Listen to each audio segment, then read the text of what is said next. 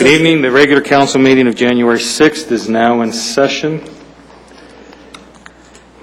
Would you call the roll, please? Mayor Clark? Here. Mayor Pro Tem Mulvey? Here. Councilmember Brinkman? Here. Councilmember Cole? Here. Councilmember Ostermiller? Here. Councilmember Taylor? Present. Councilmember Trujillo? Here. Would you all rise with me for the Pledge of Allegiance, please?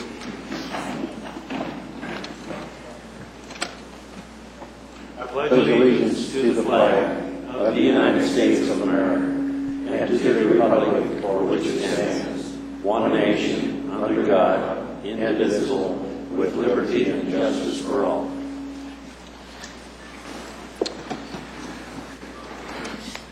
All right, you all have the agenda in front of you. I'd like to suggest we add an item 9A, which is a motion to contract with a lobbyist. Any objection? Any other changes? Did you have one related to the audit? Oh, I was just going to do the under the council comments. Oh, okay. And I have requests for 3 minor things. Okay. They're basically status, and if council has additional direction, status of information from other cities about distance restrictions from liquor stores, status of red light technology proposal. You want to do those during your comments? No, I prefer during the general. Okay. More people might be awake at that time, I mean, in the audience or at home. Status of policy for license plate recognition program. I don't think these are big discussion, but getting some status report. Sorry, what was the first one? The information from other cities about distance restrictions. Okay.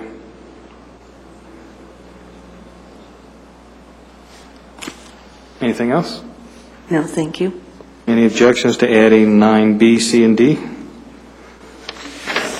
Okay, any other changes? Then the agenda is modified as approved.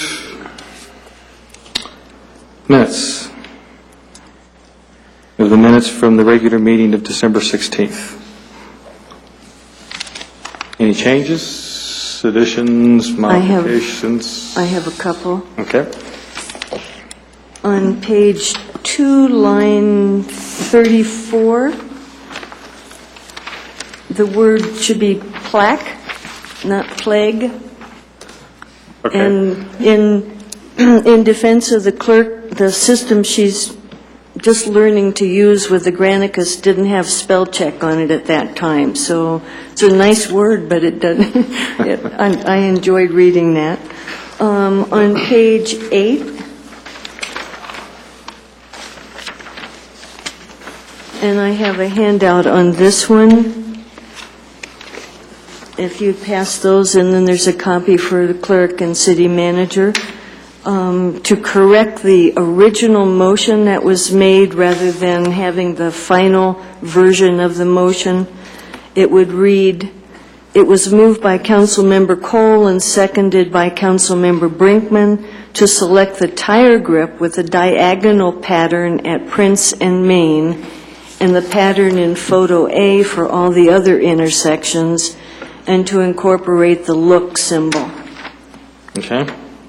And then also on that page, then what is currently there, the motion that's there and the vote and the tally would be moved to the next page where the actual motion is, the amended version of the motion is voted on.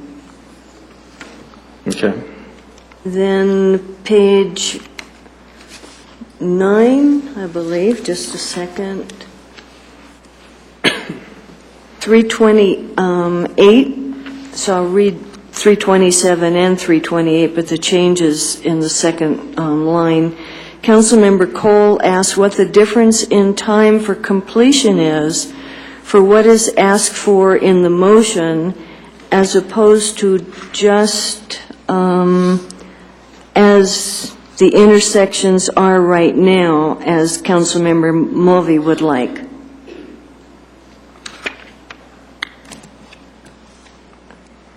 And lines 334 and 5, the sentence that begins in the middle of 334 should start with while she agrees that brick pavers change wood to do. I did check this on the web, on the city site.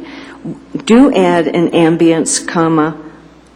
So we add a comma, and then the rest of the sentence as is. Okay. And that's all that I have. Any other changes to the minutes? Then the minutes are approved as modified. I believe we have 2 scout troops, or people from Scouts troops. We have Troop 114, welcome. And we have PAC 675, Roger Stones is the leader, welcome. Where are you guys from? Highlands Ranch, okay, welcome. You don't have to stay the whole meeting, although hopefully it won't last long.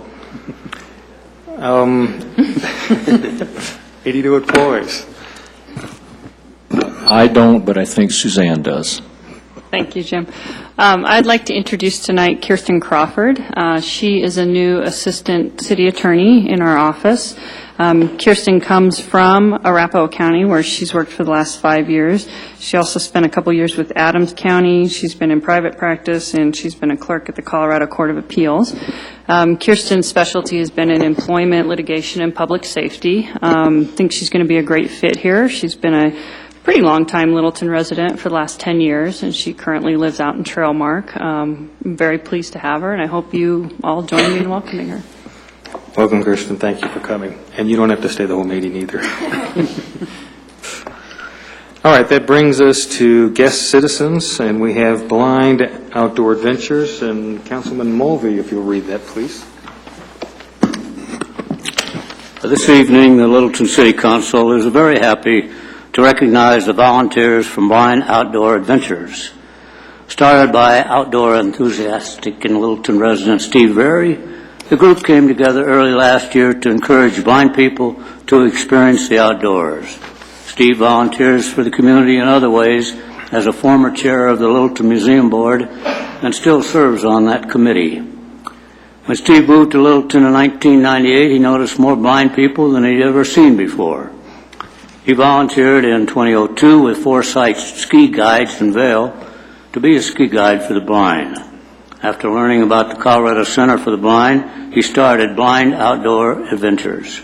During 2008, the group took numerous day hikes and 8 overnight adventures, logging more than 450 miles. In September, the group conquered the 14-year Mount Sherman. Just a couple of weeks ago, Blind Outdoor Adventures took a 4-mile hike through Deer Creek Canyon, led completely by a blind person. Colorado Center for the Blind staff trains the volunteers, requiring the prospective guides to wear a shade to simulate blindness and use a cane. The Blind Outdoor Adventure guides are Steve Berry. You can come down when your name's called.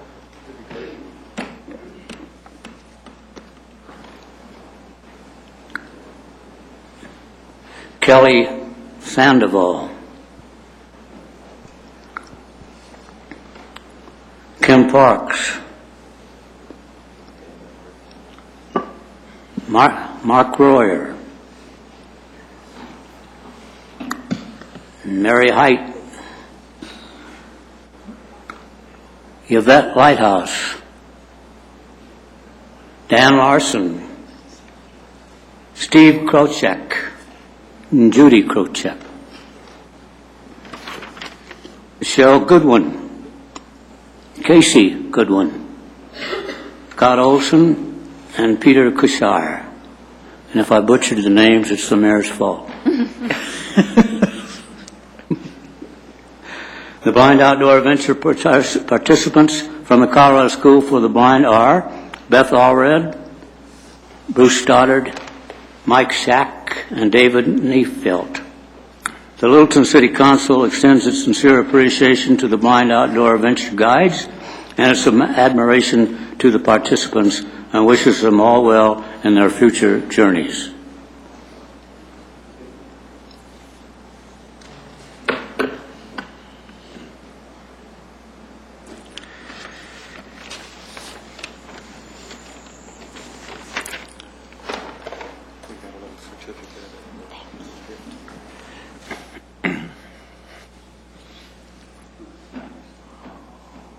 Kelly, do you want them over here for a group photo? Okay. Can I give you a hand?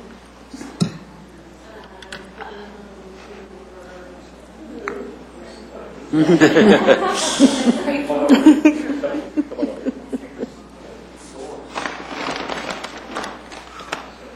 gotta get the dog.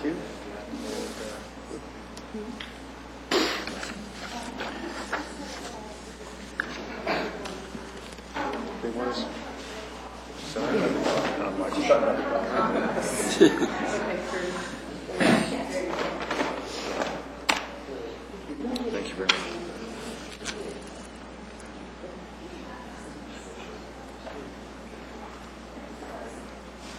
Everybody smile. Good looking.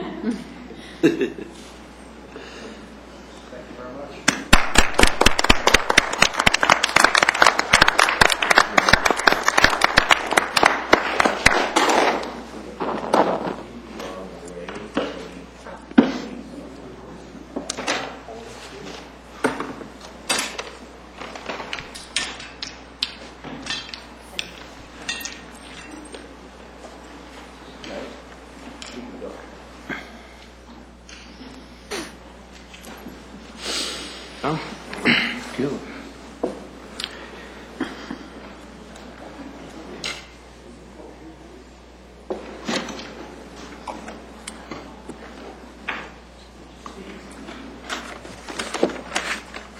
Yeah, good to see you.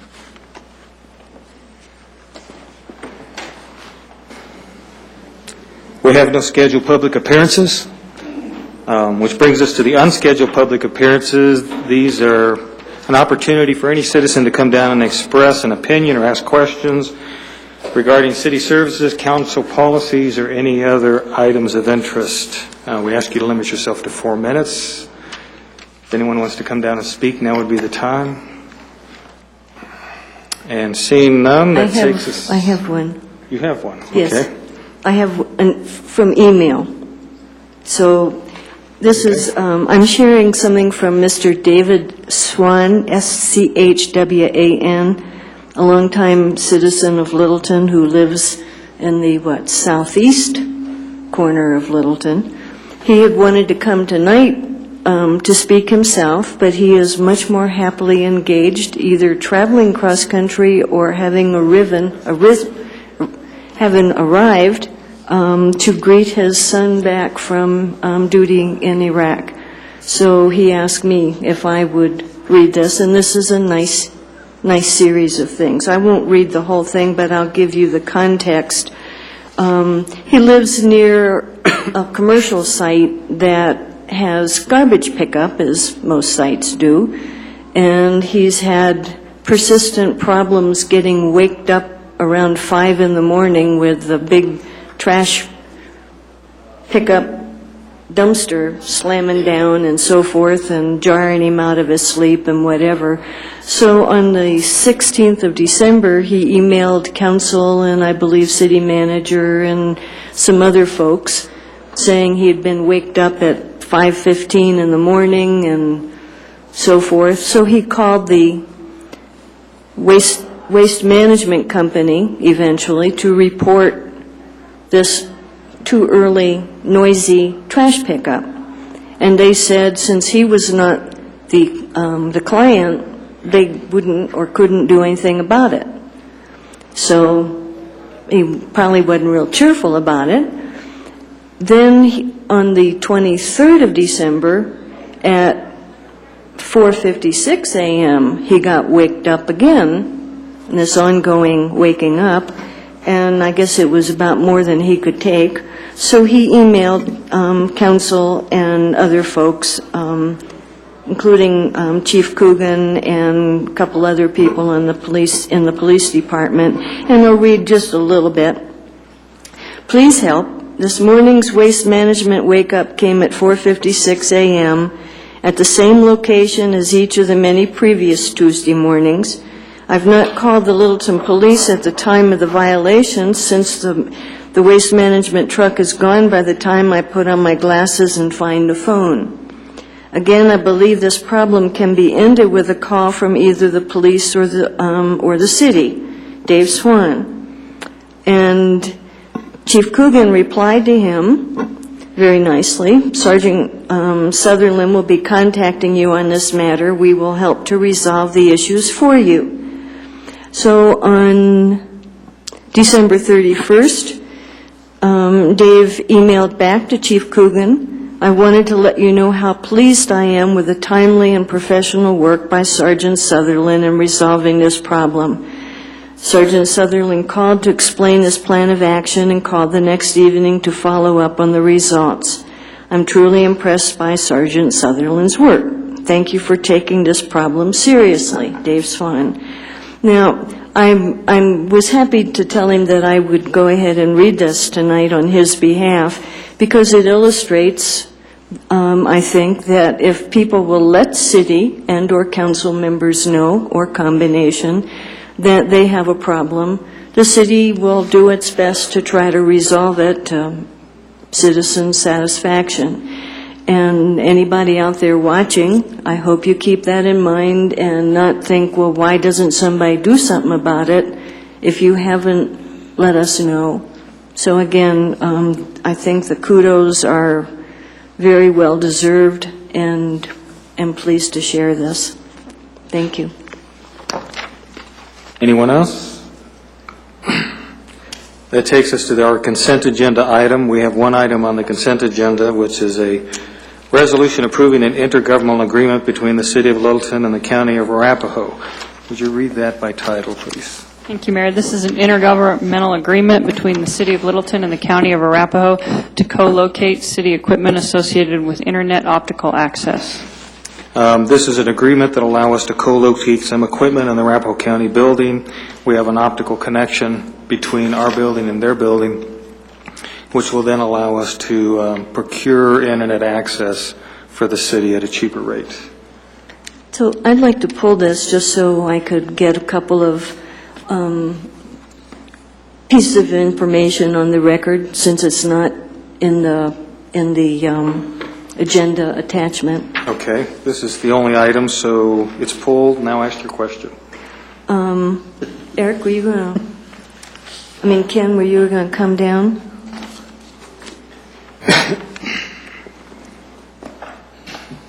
So I did myself get answers to these questions earlier, at least most of them, but I wanted the answers on record.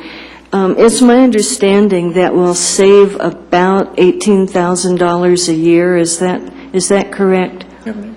By doing this? I believe so. Let me just double check those numbers. Yes. So, I think this is wonderful to be saving any kind of money at all. But I did have a question about, well, I asked you just before meeting started, and you said that when you came to the city to work for the city in 2001, the county was already using its line. And so this is not meant in a hostile way, but I'm wondering why we even had consideration of what I'll call option one, which is the second paragraph in history and facts, if we already had this possibility to tap right into that line, to connect up to that line. A little bit of history about the fiber infrastructure between this building and Arapahoe County. That fiber became available to the city as a result of an IGA that we signed, City Council approved, and the city signed between the county and the city when the county abandoned the jail. Remember the old jail that was north of the courthouse? They had the county had a lot of fiber going in and out of that jail, and they wanted to relocate that to our courthouse. So as part of the bargaining to make that happen for them, they agreed to let us have that fiber, a certain amount of the fiber that ran right by this building. So we have been using the stretch of their fiber from here to the courthouse since that agreement. We have not used the fiber from this building back to their building since that agreement. So that's where that fiber comes from. So currently the county's not running anything over our fiber. It's all dark, is what it's Right. called. So it's not being used at all. But the agreement to let us do what we're now going to do was set up in 2001, right?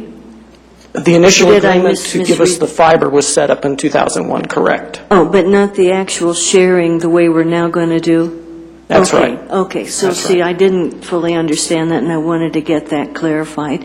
And do I understand then that none of the wiring in the building or anything else is going to need to be changed or upgraded or whatever to go ahead with this? It's like $400 and some cost total? That's correct. And all of that work's going to be done over in the county facility. Okay. And when are we anticipating, if the county does give its official approval, when are we anticipating we'd make the move? We got word just last week from Quest about when they were going to provision the services to us, and that's going to be late March, about March 26th is the date they're estimating. Okay, so we'd save this year around $12,000? Yes, if you... About yeah. approximate, okay. Yeah, that'll be right towards the end of the first quarter, so that is an accurate number. Okay, and then ongoing rates may go up too, but at current rates, about $18,000 a year. Yeah, and those rates won't change for the next 3 years, so that's set in stone, if you will, for the next 3 years. Okay, so thank you so much. Sure. Thank you, Kim. Motion? I'll move. I move the resolution for an intergovernmental agreement, IGA, between the City of Littleton and Arapahoe County for the exchange and/or sharing of telecommunications services and/or infrastructure be approved, and that the council president be authorized to affix his signature thereto. Second. It's been moved and seconded to approve the intergovernmental agreement between the City of Littleton and Arapahoe County. Any discussion? Council ready to vote? The vote is 7 in favor. The motion's approved. All right, that takes us to our added item 9A under general business.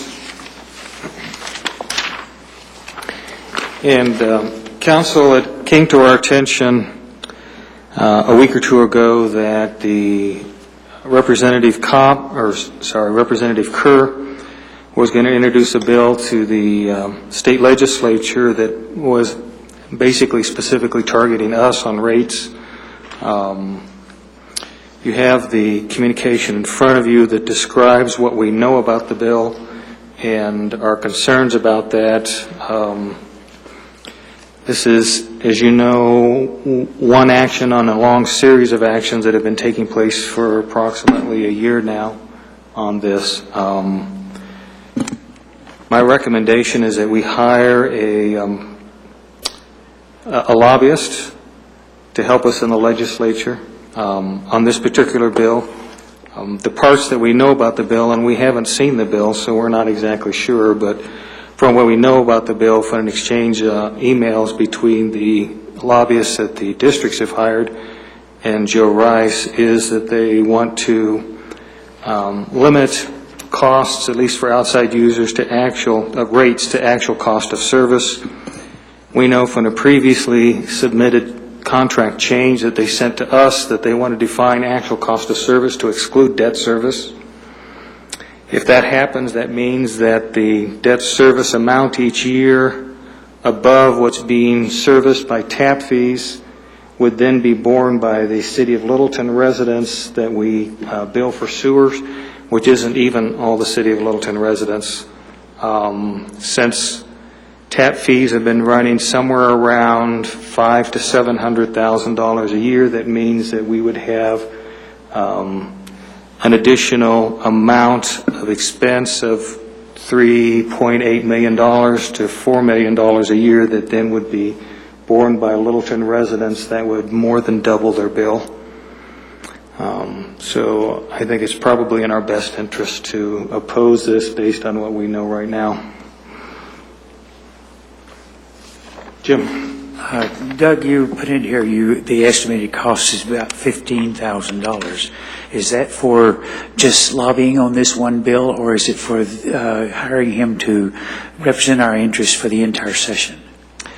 This is a not-to-exceed cost. Want me to answer that?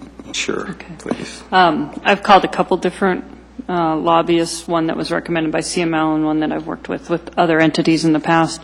The $15,000, they were both quoting between 10 and 15 for one issue. The one I talked to who would like to bundle it indicated it would be about 25 for any issue. The other one I talked to indicated he wouldn't want to bundle it because he works for other entities and would continue to run into potential conflicts. So it was easier for him to do one issue. And do we have, or are we at the point yet where we can list a name for a lobbyist? Well, we talked to CML's recommendation was it Greg? No, the one I talked to was Greg Romberg. You talked to Greg Romberg. We actually have a name that was recommended to us by CML Dave. because of their experience with this person and the need to coordinate with CML. We've contacted that person. He's in the same price range as the other one, lobbyist that Suzanne talked to. And they both indicated not to exceed 15 on the sewer side for just this one bill. And so that's why I wrote the motion that way, since my direction at the time was to just have this one item covered. If we wanted to do other lobbying throughout the session other than sewer, then we can come back and modify this. There's a good chance that if this gets killed, that Representative Kerr or Senator Kopp or somebody else will attach an amendment to something else as they did last year, so we may end up having to hire somebody for the entire session anyway. But we know that there is a bill being floated. We know that it's aimed at us. That will probably go through committee. Having you said that, Doug, I wonder if you can write the agreement such that it would deal with this one issue right now, but if it comes up as an amendment to something else, he would also deal with that. Well, and that was the parameter of our discussion. He said when you hire for the session, you have two options with the lobbyist, to hire for the session or to pay by the hour. Both lobbyists I talked to indicated they don't like to work by the hour because it's very difficult to track, given the nature of their business, talking to somebody about 10 issues, how much time they took on each issue. So they both preferred to bill by the session, which I think is pretty standard. The session was defined as the entire session, including any special sessions, and would cover the year of services, and that they would track, even if it were to get killed early, they would track and make sure that it wasn't an add-on somewhere else.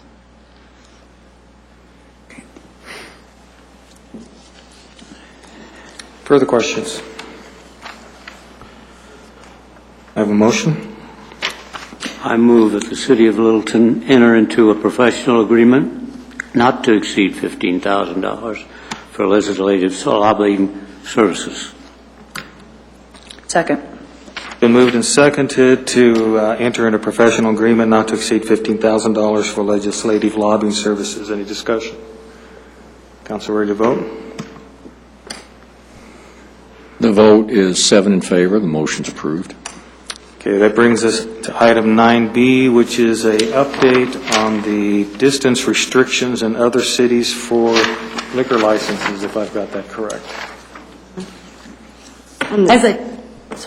As I told you in our last city council meeting, I would have that to you just as soon as I got it from the other cities.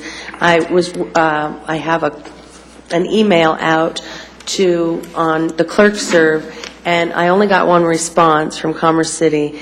But Castle Rock and Inglewood are both working on ordinances, and I don't know where they're going to go and whether they're actually going to even make it to council ever. But the clerks are working on that. Their liquor authority clerks are working on that. And I wanted to wait until I had more than one ordinance to give you. If you'd like the one ordinance, I can put it in your packet on Thursday. Would CML know that? How many have? How many have restrictions based on distance? They might know, and they monitor our clerk listserv because it's through CML. So I would imagine they saw the question, and I put the question out twice. Okay. The first time y'all asked, and then this last time I put it out again, and I still haven't gotten any responses from anybody but Commerce City. But I am working with Inglewood because they're looking into it also. So if you want me to wait, I'll wait. If you want me to give it to you next Thursday, the one that I have, I can do that too. I'd rather wait. I'd rather wait till you get a list that's more complete. Okay, I'll put another request out there and let them know. Clerk serve, huh? Clerk serve. Thank you. 9C, a status on the red light ticketing system. Both red light and license plate recognition, I don't know the status of those. Dr. Cole, if you'd called me earlier today, I could have had Chief Coogan here tonight, but I can certainly have her put something in your packets on Thursday. So am I correct that we've essentially, that we're agreeing to have the red light technology, the red light ticketing, but that, not formal vote, but that we've essentially said, yes, do it, but we are waiting to see which intersections? Well, Suzanne may weigh in. I think we were going to have the selected intersections and then bring it back to council and see if you wanted to do it. Well, I thought we were generally supportive. Did I misread? I think it was support of the test. So they were going to do the test and then come back to council. My understanding was it was going to be scheduled in February because I have some other matters coming back about the courts, and I was coordinating with Chief Coogan, so I had a discussion with her last week. And the thought was to bring back an ordinance regarding red light because it will require a full ordinance about administration and that sort of thing. Yeah, I thought we were in part seeing whether or not it was, the word isn't right to use, but I'll say it, if it was worth the company's while to do it, given what they learned by looking at a few intersections. Right. Is that kind of... And they would bring back their statistics, and then council would make a decision at that time as to whether they wanted to go forward. And I think the same thing was going to be true on the license plate. But I think they're both coming back. I'm just huddled with Phil. Again, I'm just back off of holiday break, but I thought council approved some money in the budget to buy a couple of those license plate. Yes, because I didn't want to get to... Recommendations for two, my recollection was for two of them. Yeah. But they were to bring us back a policy on what they're going to do with the data.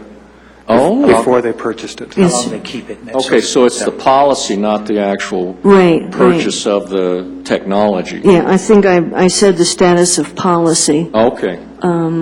Because we said that we didn't want them to start this until we had a policy in place related to retention of data and so forth. Right, okay. So we're looking at February. I thought it was February, and I think they're working on that policy because they contacted me about looking at it and working with them on it. So, and I think I suggested February because I was bringing back some other court-related ordinances, and so I think it's coming back to a study session. Thank you. February 30th? February 30th. All right, that takes us to reports. Mr. City Manager? The only thing I had is to let Councilman Mulvey know I have not forgotten your request about the parking report, but Charlie's just back from vacation, as is myself. I do have the study that we did in 2000 of what we call the floodplain area, but I need to get the 2004 report that you asked for. So as soon as I wake him up back there, we should be able to get that in the council packets on Thursday. And that's all I have tonight. Thank you. Ms. City Attorney? I don't have anything, thanks. Mr. Trujillo? I'm okay. Deb? Nothing. Sheldon? Nothing tonight. Tom? Nothing. Jim? I have nothing. Peggy? Nothing? Well, quite a few of the commissions were not meeting last month, right? So, Well, I guess I'm going to be the fly in the ointment. Council, we have a vacancy on the Planning Commission. What's your druthers? Shall we wait until our regularly scheduled interviews to appoint somebody? And those are February 25th, 26th, somewhere around there. 23rd? No. Sorry, 23rd, 24th, and 25th. Okay. Doug, is the vacancy is for an alternate? Well, that is part of the question, is right now, the vacancy exists. We could choose to move an alternate up to a full position, or we can just leave things as they are and wait until we go through the interviews. We traditionally appoint people as alternates and then move the alternates up, although we do not have to do that. So what's before us tonight is, do we want to interview early for this position, or do we want to wait? Let's do that first. Is there anybody that wants to interview early for the Planning Commission? Okay, then the next issue is, do we want to move the alternates up, or do we want to leave them in those same positions and handle that when we do the interviews? And I would recommend that, the latter. Well, if they have a vote, They have a vote. they can tie votes without the alternate. Well, the alternates can vote right now, because when somebody isn't there, they move up. So the Just in voting? Yes, so Okay. they're essentially functioning as a full member right now. So my recommendation, although it's up to the council, is just leave things as they are until we get to our regular interview process on February 23rd, 24th, and 25th. And then place someone in there early? Because they would normally go in April. Well, I mean, interview them in February and appoint them for as of April. So do nothing. Do nothing, sorry. I just soon wait. Just soon wait. Jim? I think that in cases historically where we have alternates for a board or commission, that if a vacancy occurs midterm, as this one has done, that we do move an alternate into a regular voting position on that. That being said, there is nothing that would keep council from changing that after you finish the interviews. It's within the power of the council to do that. But I think that traditionally we have always, if there is a vacancy and we have alternates, we move the alternates up at the time so they become then a regular member. And I agree that that's our normal procedure, and we probably ought to follow that unless there's a good reason not to. That's what I feel. We should do that. Yeah. So you want to just wait? I think we should go ahead and move the alternate number one up into a voting regular position, whoever that happens to be. And then when we interview in February, then make whatever decision is appropriate at that time. Okay, it's been moved that we move the alternate Linda, Knufinke. thank you, Knufinke, from alternate one to a full voting member. Is there a second? Second. Okay, it's been moved and seconded to move Linda. Newfinky. Thank you. Up. Is there any discussion? The vote is 7 in favor. The motion's approved. Okay. I have a question.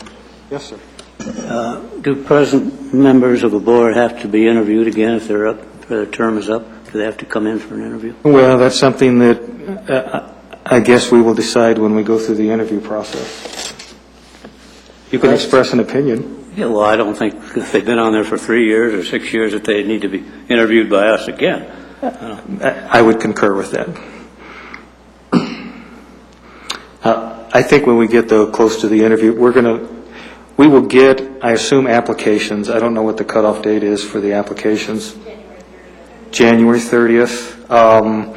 And that brings up a question. If somebody has submitted an application between January 31st of last year and January 30th of this year, I'm assuming they'll be included in the batch, assuming anybody has. I don't think anybody has, but if they have, I will Okay. check with Rochelle, because I've obviously only been here for 6 months, and if Okay. anybody has submitted an application from January to June of this last year, yes, they'll be included, and Okay. June forward, yes, they are for sure included. Okay. Because I believe we've got that application on the website continuously, so if somebody were to, do that in the middle of the year, I think we'd want to gather them in with everybody else. Yes, sir. Okay. Next item is, we said when we did the review for the city attorney that we wanted to do something again in 6 months. And the two items before us is what is that something and when should we schedule it? And the reason I say what is that something, because that apparently can range from doing a full review, which then changes the annual review date, to the new time we do the review, to just sitting down with the attorney and talking about how we think things are progressing. So council, Vote for the latter. I vote for, my preference is the latter too. Yeah. Yeah. Yeah, okay, so, and then the question is, what date would be appropriate? Today is the 6th. What's on our schedule for the 13th? A report from the Housing Authority and discussion of 2009 sewer rates.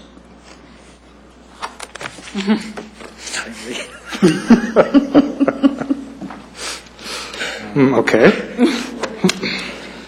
Council, you want to squeeze us in on the 13th? And what that means is, I'm assuming we would all go back and look at the original goals and objectives, refresh ourselves up on that, and be ready by the 13th. Is this the executive session? I don't expect right now that you'll have a very lengthy agenda on the 22nd, whatever that is. 20th. Yeah, I mean, you had no ordinances on first reading tonight, and unless there's something significant in the works that I'm not aware of, that could be a relatively short council meeting, since with the 7:30 start time that we have on the study sessions now, and then what could be two fairly lengthy discussions that might push you a little bit late back, but you could squeeze it in on the 13th, but I think you could probably do it on the 20th. It's been moved by Jim Taylor to schedule this on the 20th as basically a sit-down and discuss meeting. Is there a second? Second. Second by Tom Mulvey. Discussion. Council ready to vote? The vote's 7 in favor, the motion's approved. Thank you, Jim, for expediting us.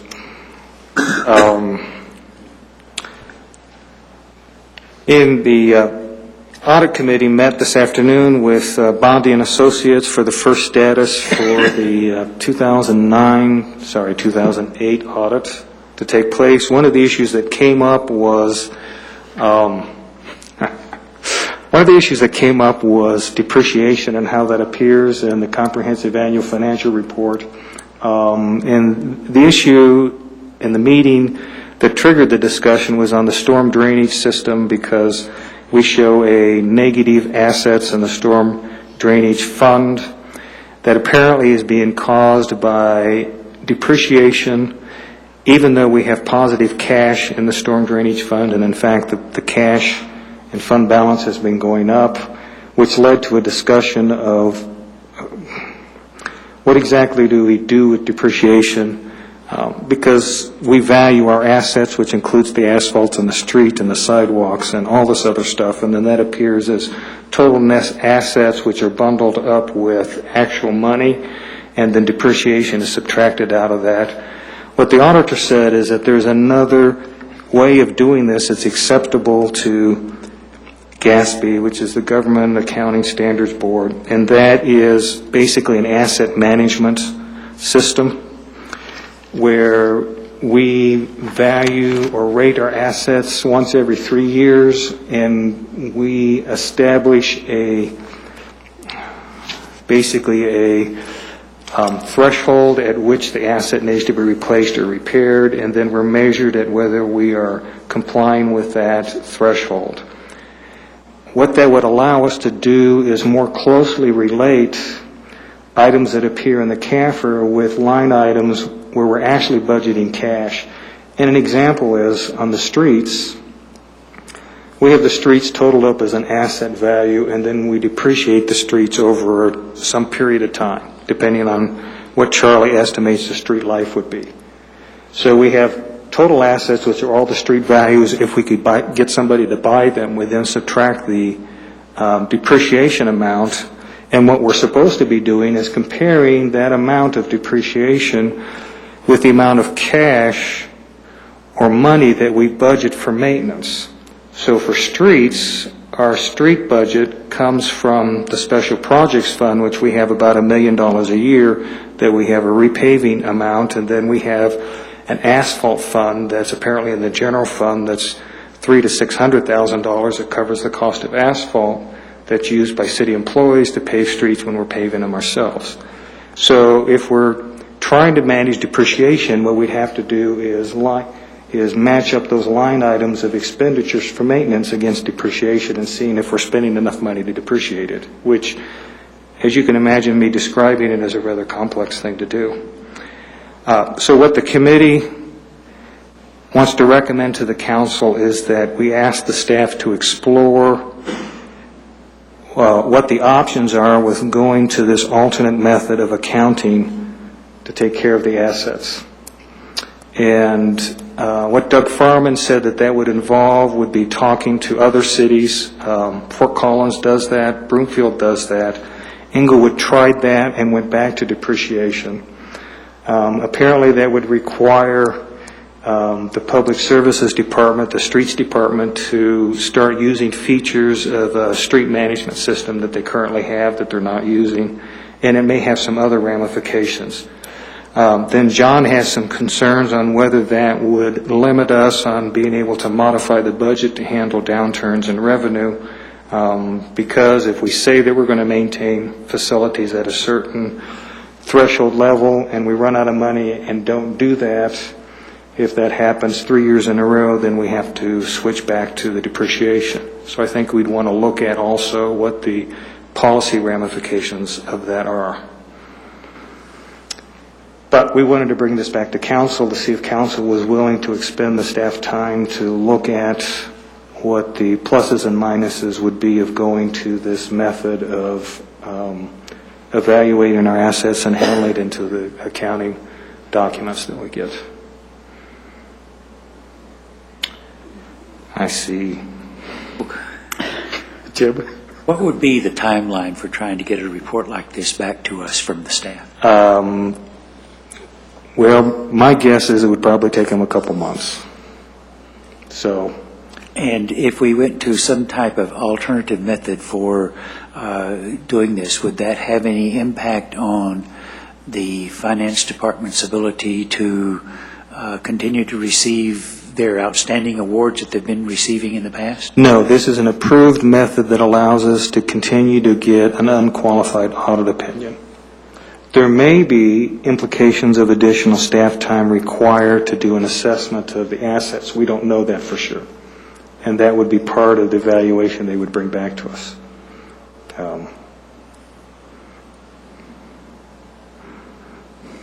I guess I'd like to ask the city manager if he has any comments about this. Well, I haven't heard of this until this evening, and over time, I guess I'd sit down with both the finance team and Charlie Bloston and Steve Alexander, our street superintendent. As you know, in the accounting world, we usually then have what we call a reality test of, is anything that the accountants are talking about actually related to anything that's real? So I would kind of want to go through that discussion with them to find out to what degree it's some sort of abstract accounting needs and where it is maybe some of the questions that Mr. Ostmiller raised. Maybe talk to the people in Fort Collins. What was the other one? Broomfield does. Broomfield. Inglewood tried it. Inglewood tried it, and we'd probably come back with both a pros and cons from, as you know, for what I call the Mr. and Mrs. Jones test, the CAFR really is to be read by other accountants. It's not really written for the citizens. So or the council. Or the council. So to what degree there's an interface between the abstract world of accounting language and real world things that Mr. and Mrs. Jones understand, we'd probably do an analysis of that and get back to you.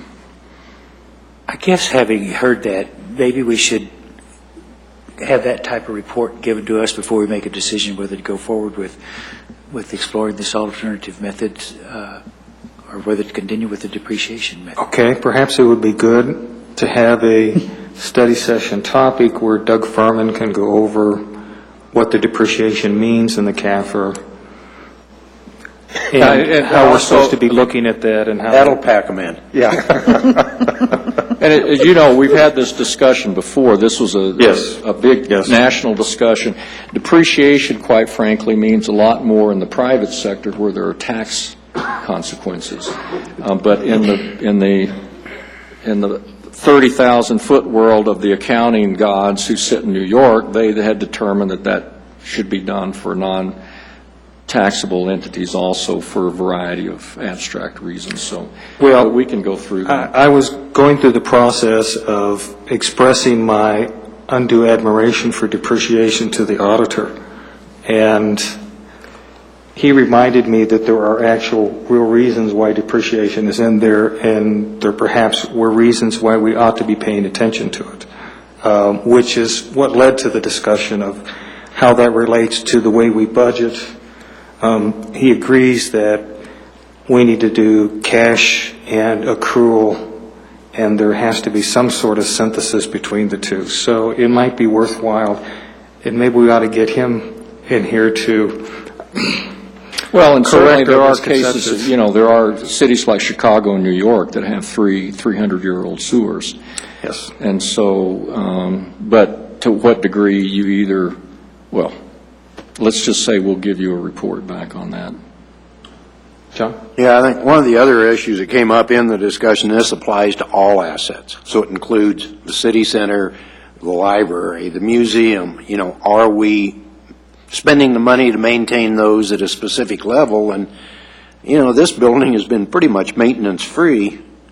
The 30 years it's been here? Doesn't require a whole lot of paint or anything else. So. I think Phil would not quite say maintenance-free, but...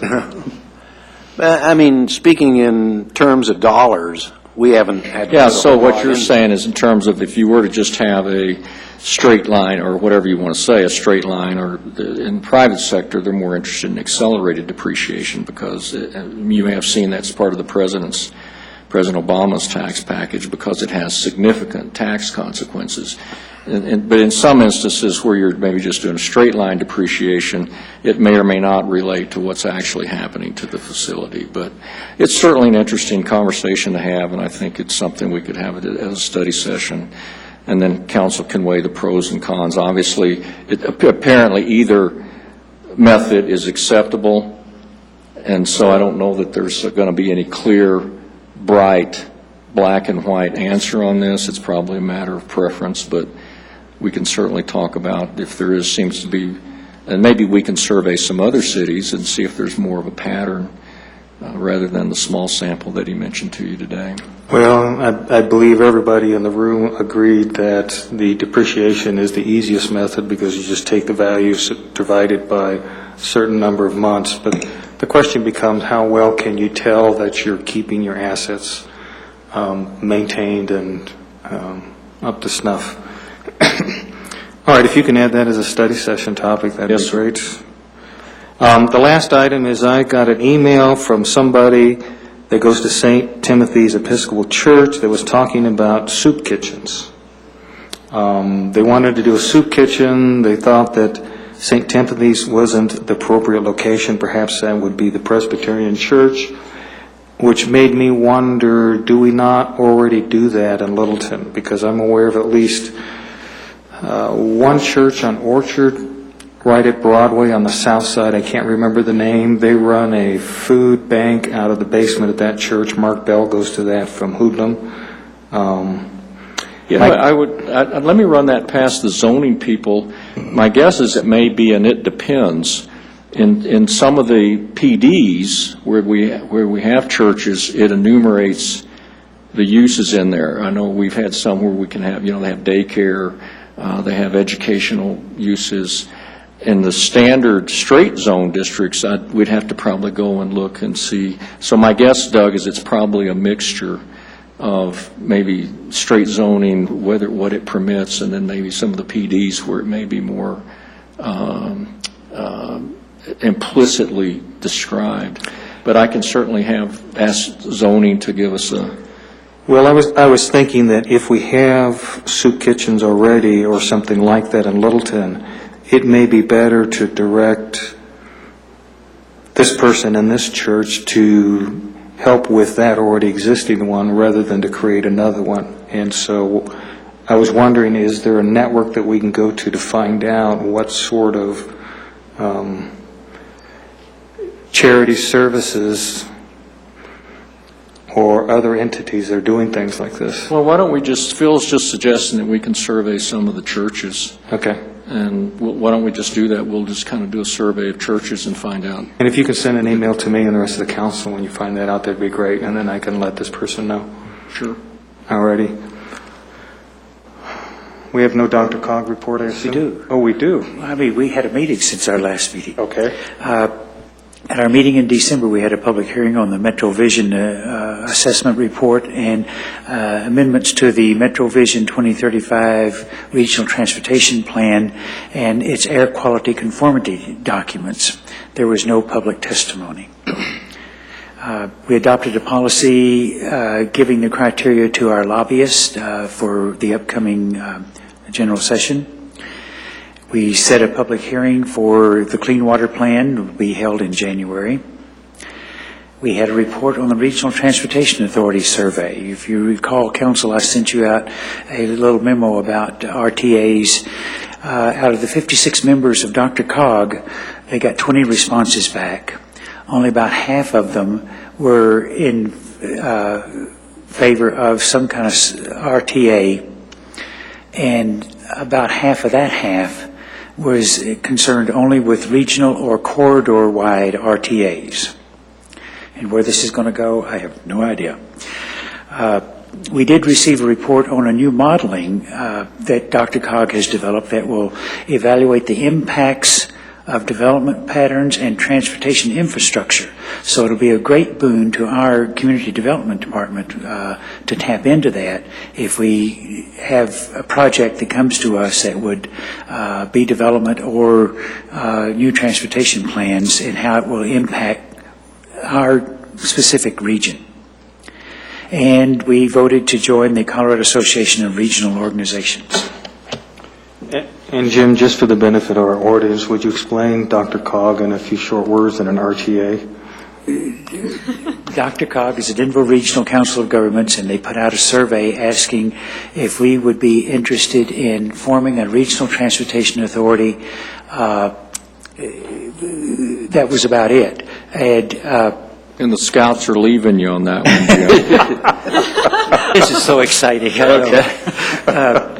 That's and okay. The Regional Transportation Authority would have the ability to tax in order to do road construction primarily. It did not talk about doing transit, but only in doing roadways. So, but 20 out of 56 responses is a very poor response. So I'm not for sure that anything's going to happen to this at all. The leaders who wanted to form the RTA may continue to pursue this through some other method. And by the way, most of the people, the majority of the 20, said they did not want Dr. Cog to have any involvement with an RTA, staff-wise, staffing an RTA. Okay.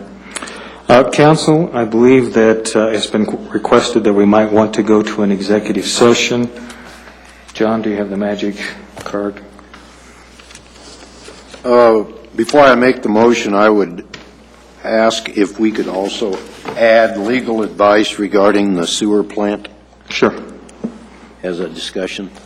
Okay. Okay, I move that we, following this meeting, go into executive session under Colorado Revised Statute 24-6, 402, paren 4, where's the legal one? Paren B, to consult an attorney on specific legal questions For the water fund and the sewer. for the water fund and the sewer plant. Okay, is there a second? Second. Been moved and seconded to hold an executive session to get legal advice from the attorney. This requires 5 votes. Council ready to vote? The vote is 7 in favor. The motion's approved. Thank you. I assume we're going to do the little conference room here? Sure. And we'll have, say, a 7-minute break as we make our way there.